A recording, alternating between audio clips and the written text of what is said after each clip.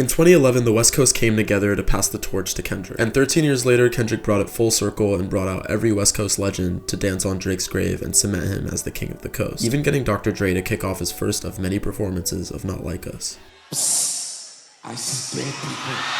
This line just didn't really age so well. The point of this was to show how much culture and heritage Kendrick comes from, and the legacy that he's continuing.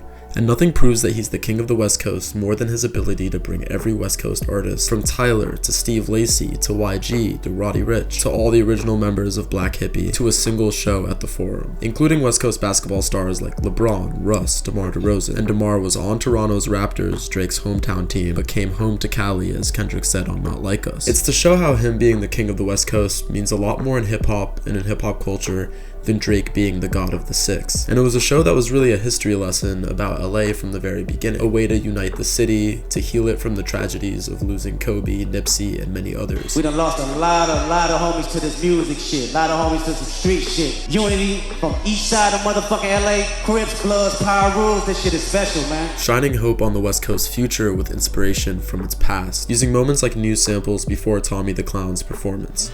Our first story looks at how the city of Los Angeles is taking a different approach to gangs and the hot summer season. Samples that talk about his influence in LA through dance. Responsible for inventing crumping, he had a huge impact on lowering crime and violence and being an inspiration and hope for the youth. Like he said, it was about healing and bringing everyone together a lot more than it was about any back and forth disses, but Drake happened to be the common enemy that let that unity happen, letting Kendrick basically film a whole music video for the song right on stage, full of the legends who performed and popped out to the show. Like, if he uses this for the music video after this, I would not be surprised. Turning the Drake beef into such a special moment for the coast was a great way to put a bow on the whole feud and turn it into something positive. But tonight was still a show full of subtle and direct disses towards Drake's attempts at colonizing West Coast and American rap culture. First off, he did the show on Juneteenth, after calling out Drake for rapping about Kendrick trying to free the slaves through his music.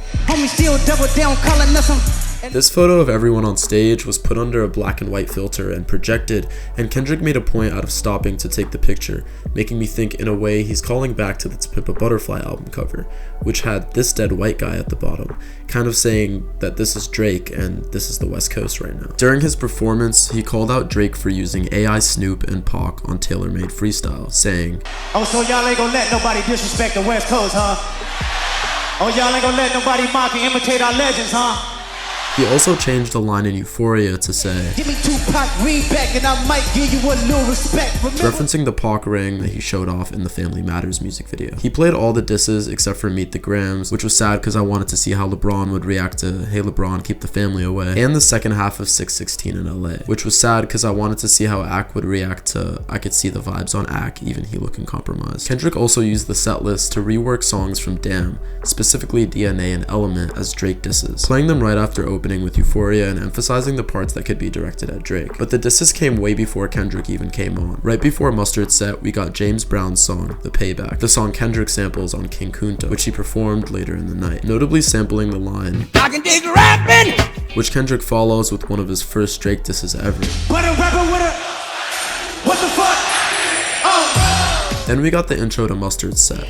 They try to replicate the slang and act like it came from their brain. Directly referencing Drake, something Mustard backed up in his set by playing Juvenile's 1998 classic Back That Ass Up, which Drake sampled on his song Practice. On your bag, yeah, fuck yeah, I'm a big time nigga, yeah, money. The intro to Mustard's set also included the first reference to the beef. The real takeaway from the Drake and Kendrick beef is that it's time for a DJ Mustard renaissance. Sampling this TikTok, where this girl said what needed to happen after the beef was a renaissance of DJ Mustard. In other words, a renaissance of West Coast sound and West Coast hits. When every song on the radio was on a Mustard beat, we were a proper country. It was happier times, the closest we have ever been to true unity. She made a pretty good analysis there, because I feel like this show is going to be the reason that West Coast hits are going to be back on the radio for years to come, with Not Like Us hitting 2 million units sold tonight. During Mustard's set, he brought out YG, even though Drake name dropped him as being one of his ties to the streets on Family Matters.